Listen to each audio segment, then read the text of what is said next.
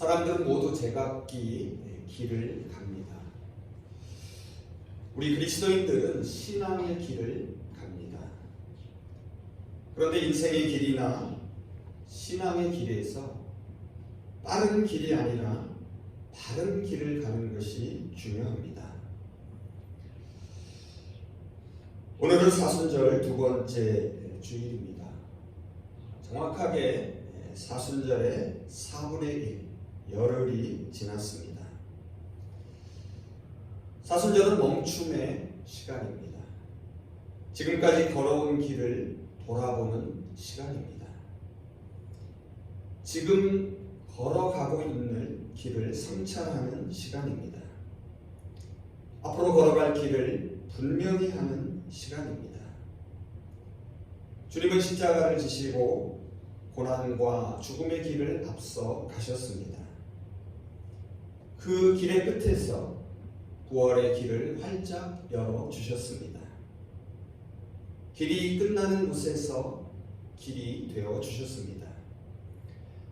사랑이 끝나는 곳에서 사랑으로 남아 희생과 섬김의 길을 보여주셨습니다. 십자가의 길이 진리의 길, 생명의 길입니다. 바라기는 우리 모두 이 십자가의 길을 함께 걸어갈 수 있기를 소망합니다. 오늘은 길에 대한 이야기를 하려고 합니다. 여러분에게 먼저 길에 대한 두 가지 질문을 드려보겠습니다.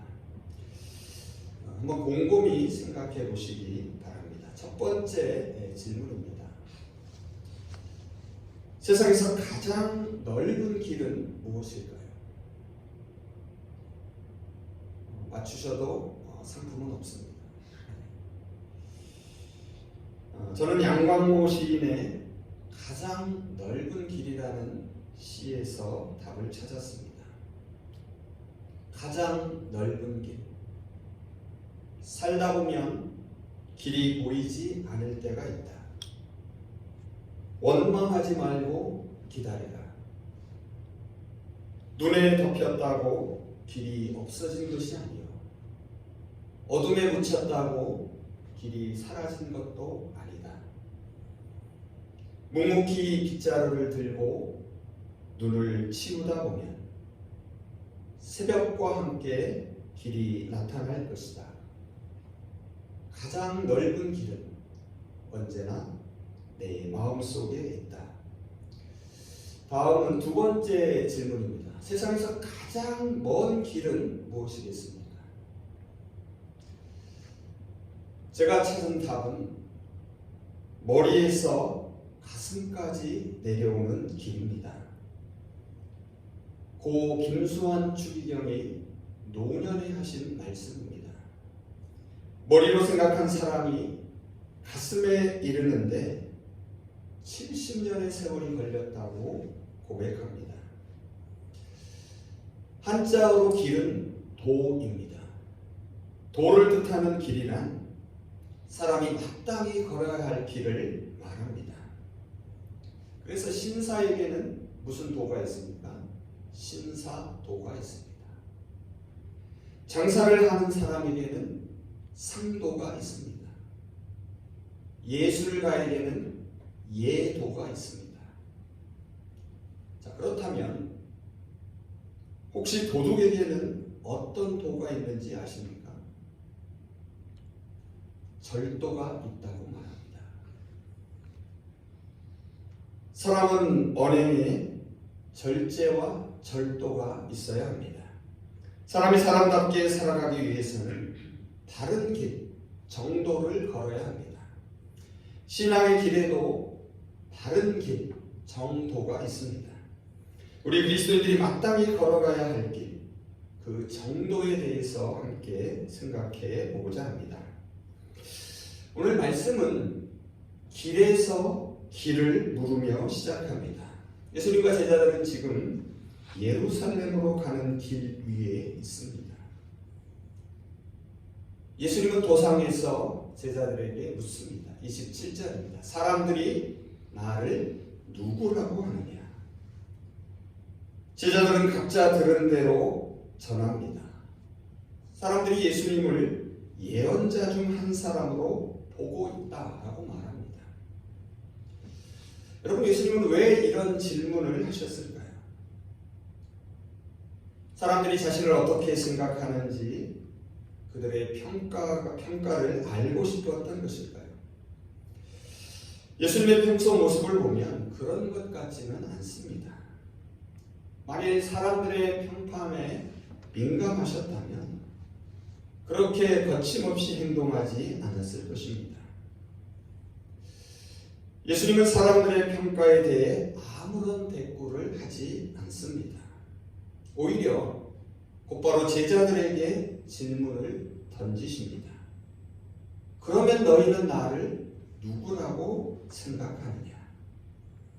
정작 예수님이 궁금했던 것은 세상의 평판이 아니었습니다. 제자들의 생각이었습니다. 그렇다면 예수님은 왜 제자들의 생각을 알고 싶으셨던 것일까요? 앞서 언급한 것처럼 예수님은 지금 제자들과 함께 예루살렘으로 가는 길 위에 있습니다. 그래서 지금 가고 있는 길이 어떤 길인지를 제자들에게 확인시켜 주시려는 것입니다. 당시 많은 유대인들이 예수님이 가시는 길을 따라 나섰습니다. 예수님이 길이라고 생각했기 때문입니다. 예수님을 예언자라고 생각했다면 굳이 그 길을 따라갈 필요가 없습니다. 단지 예수님의 말씀을 잘 듣기만 하면 됩니다. 또한 예수님을 메시아라고 생각했다 해도 그 길을 따라갈 필요가 없습니다. 메시아이신 예수님이 곧 완성하실 회복된 세상을 누리기만 하면 됩니다. 예수님은 당신이 가는 길을 제자들이 똑바로 알고 함께 가기를 원하셨습니다. 하지만 길 위에 함께 있다고 해서 그 목적지를 분명히 알고 가는 것은 아닙니다. 그래서 주님이 나를 누구라고 생각하느냐라고 물으신 것은 길에서 길에 대하여 물으신 것입니다. 주님이 가시는 그 길을 바로 알고 가고 있는지를 묻는 것입니다. 제자들에게 던진 이 질문은 주님이 저와 여러분에게 묻는 질문이기도 합니다. 이 질문 앞에서 우리는 가던 길을 잠시 멈추게 됩니다. 우리가 걸어가고 있는 인생의 길, 신앙의 길을 성찰하게 합니다. 주님이 가신 그 길을 다시금 바라보게 합니다. 그리고 우리가 가야 할 길을 분명하게 합니다. 29절을 보시면 예수님의 질문에 베드로가 대답합니다. 주는 그리스도이십니다. 여러분, 그런데 이상하게도 예수님은 당신이 그리스도이심을 알리는 것을 금하십니다. 여러분, 왜 그랬을까요? 만일 베드로의 신앙 고백이 올바른 것이라면 오히려 널리 알려야 마땅합니다.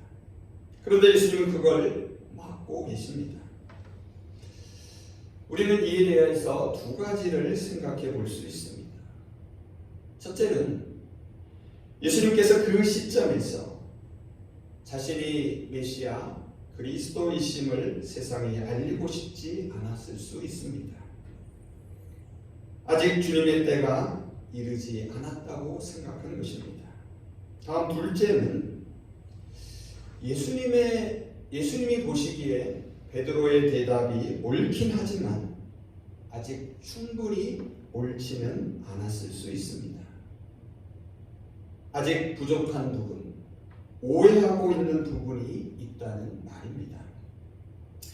마가의 문맥을 보면 예수님이 금하신 이유는 오히려 후자로 보입니다. 그리스도, 메시아라는 표면적인 고백은 옳습니다. 하지만 그 고백이 담고 있는 내용이 올바르지 않았기 때문입니다. 여러분, 같은 길을 함께 가도 그 목적이 다를 수 있습니다. 동상이몽의 상황을 보여줍니다. 31절에서 예수님은 제자들에게 자신이 누구인지를 비로소 분명히 가르치시기 시작합니다. 예루살렘에서 일어날 일들을 제자들에게 알립니다. 자신의 길을 드러내놓고 명백하게 보여주십니다.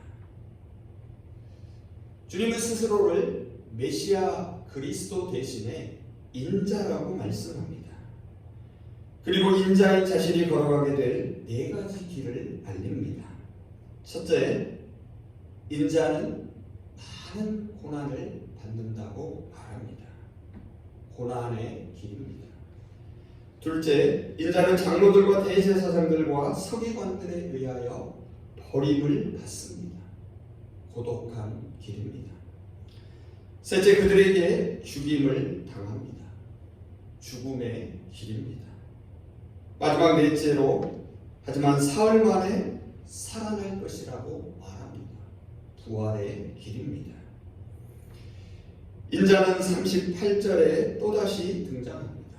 38절입니다. 누구든지 음란하고 죄 많은 이 시대에서 나와 내 말을 부끄럽게 여기면 인자도 아버지의 영광을 입고 거룩한 천사들과 함께 올 때에 그를 부끄럽게 여길 것이다.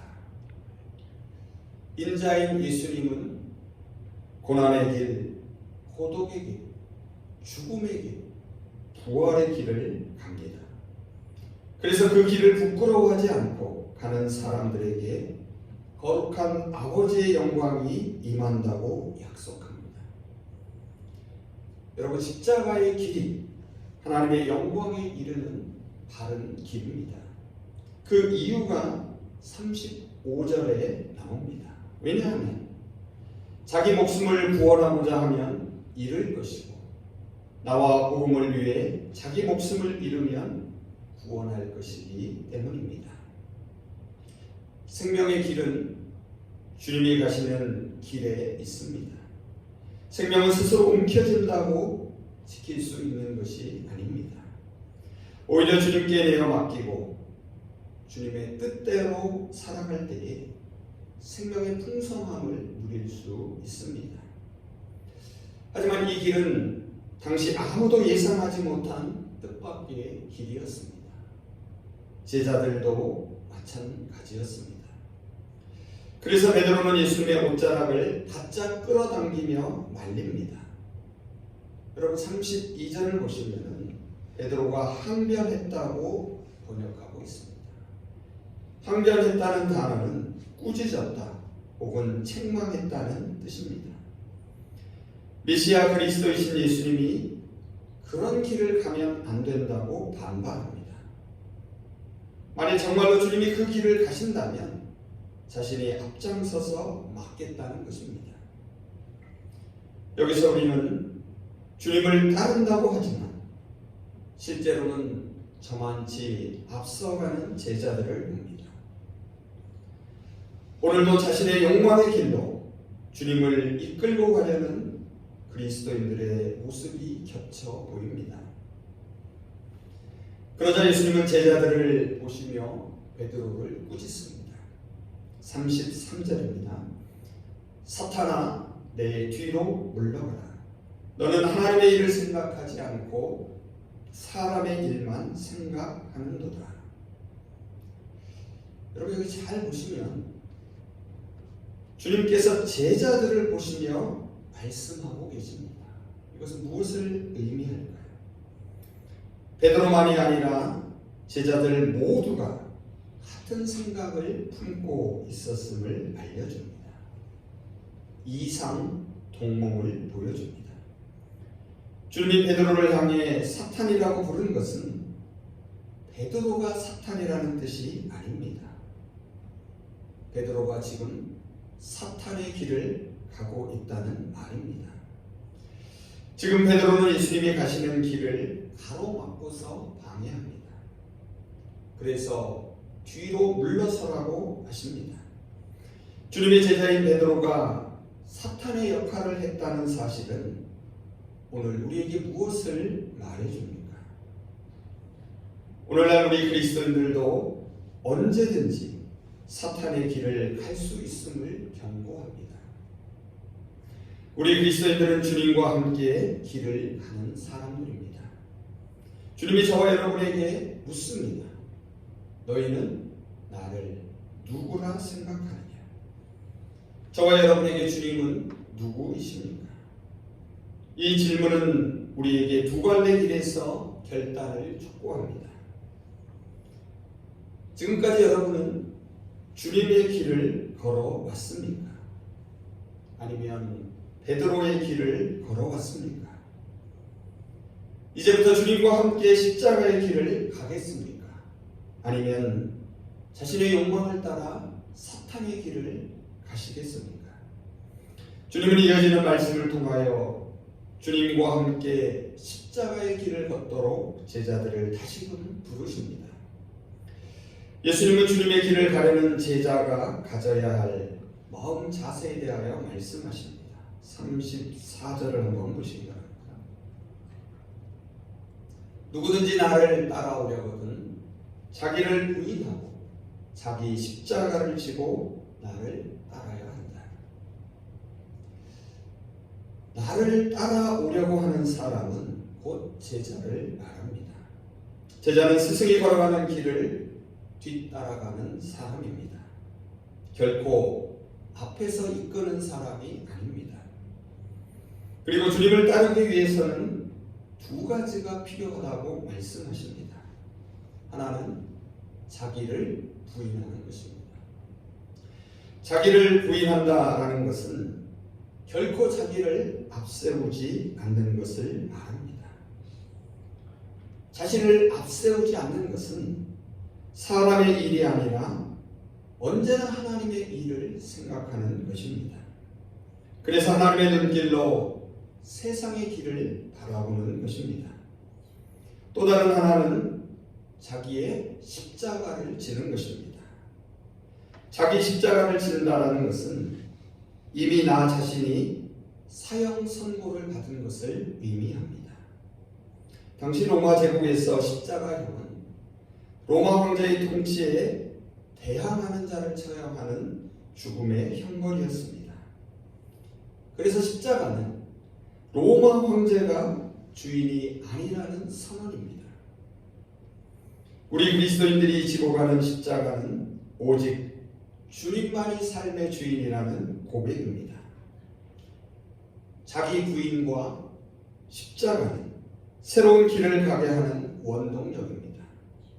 다시 말해 자신에 대하여 죽고 그리스도 안에서 다시 사는 것입니다. 그래서 십자가를 지고 가는 길은 과거의 길에서 벗어나는 것입니다. 그리고 새로운 길로 들어서는 것입니다. 하나님을 사랑하는 길은 하나님이 사랑하는 사람들을 사랑하는 길로 이어집니다.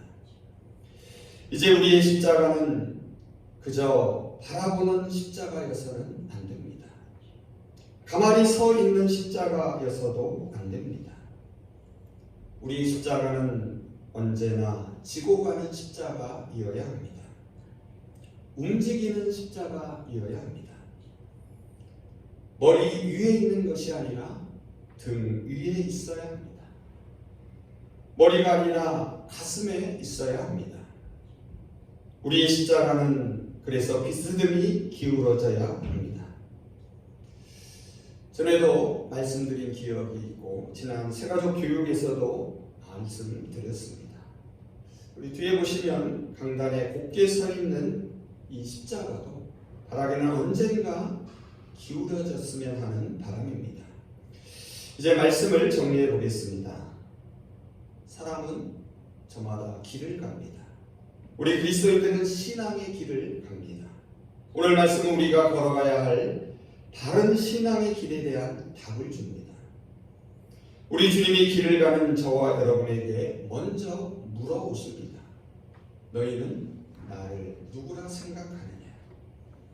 우리가 지금 어떤 주님을 따르고 있는지를 묻습니다. 이 질문은 우리가 가는 길에 대한 질문입니다. 그런데 질문하시는 주님이 바로 우리가 가야 할 길입니다. 하지만 정작 제자들은 그 길을 제대로 알지 못했습니다. 예수님이 메시아 그리스도이신 것은 알아보았습니다. 하지만 같은 길을 걷고 답이 맞다고 해서 생각과 목표까지 같은 것은 아닙니다. 같은 길에 있지만 주님이 어떤 길을 가는지 알지 못합니다. 메시아인 주님을 통해 이루고 싶었던 그들의 꿈이 자신들의 눈을 가렸기 때문입니다. 동상이몽입니다. 함께 있지만 다른 꿈을 꾸고 있습니다. 그래서 그들은 주님과 함께 길을 가면서도 정작 진리의 길, 생명의 길을 보지 못합니다. 하지만 이제 우리는 진리의 길, 생명의 길을 갑니다. 하나님 나라와 영원한 생명, 그리고 새 하늘과 새 땅을 바라보면서 그 길을 가야 합니다. 신자가 되기보다는 제자가 되시기를 바랍니다. 신자가 그저 십자가를 바라보기만 하는 사람이라면 제자는 십자가를 지고 주님의 길을 가는 사람입니다. 신자가 저 먼 장밋빛 미래만을 바라본다면 제자는 지금 여기서 좁은 길을 가는 사람입니다.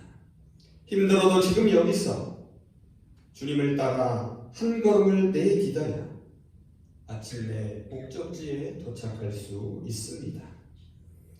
주님과 함께 십자가의 길을 가는 사람은 이미 목적지에 도착한 사람입니다.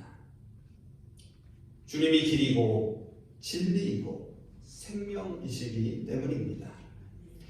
사순절은 우리가 눈먼 쥐처럼 자신의 욕망을 따라 걸어왔던 길에서 멈추는 시간입니다. 사순절은 자신의 영광을 위해 걸어왔던 길에서 유턴하는 시간입니다.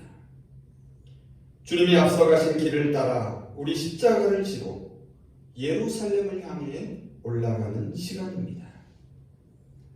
오늘 우리가 올라가야 할 예루살렘은 어디인지, 지금 저와 여러분이 지고 가야 할 십자가는 구체적으로 무엇인지를 성찰하는 시간입니다. 뜻없이 무릎 꿇는 복종의 시간이 아니라 뜻을 분명히 하고 새롭게 하는 결단과 다짐의 시간을 보내시기 바랍니다. 이제 마지막으로 십자가의 길이라는 시를 읽으며 말씀을 마치겠습니다. 십자가의 길에서 저와 여러분 모두가 함께 만날 수 있기를 바랍니다. 십자가의 길, 내가 나를 업고 가는 길입니다. 내가 나를 참아주며 걸어가는 길입니다. 끊임없이 내가 나를 실망시킬 때에, 나에게는 내가 가장 큰 절망이 될 때에, 내가 나를 사랑함이 미워하는 것보다 어려울 때에 괜찮다 토닥이며 가는 길입니다. 위로하며 화해하며 가는 길입니다. 십자가는 밖에 서 있지 않고 십자가는 바로 내 안에 있다는 것을 휘청이며 넘어지며 깨닫는 그 길입니다. 십자가의 길, 내가 나를 만나는 길입니다. 기도하겠습니다. 십자가의 길을 가신 주님, 저희도 자기를 부인하며 자기 십자가를 지고 주님의 그 길을 가기를 원합니다. 이제 나 자신을 위해서가 아니라 주님과 주님이 사랑하는 모든 사람을 위하여 주님과 함께 그 길을 걷게 하여 주시옵소서. 주님을 따라 나선 저희도 이제 내 안에 가려진 욕망, 이기심, 자기 연면의 사형 선고를 내리게 하시며 주님이 삶의 주인이심을 십자가 아래에서 늘 깨닫고 고백하며 가게 하여 주시옵소서. 저희가 가는 그 길이 복되게 하시고 그 길의 끝에서 부활과 생명을 경험하게 하시며 늘 감사하며 기쁨으로 그 길 가게 하여 주시옵소서. 예수 그리스도의 이름으로 기도합니다.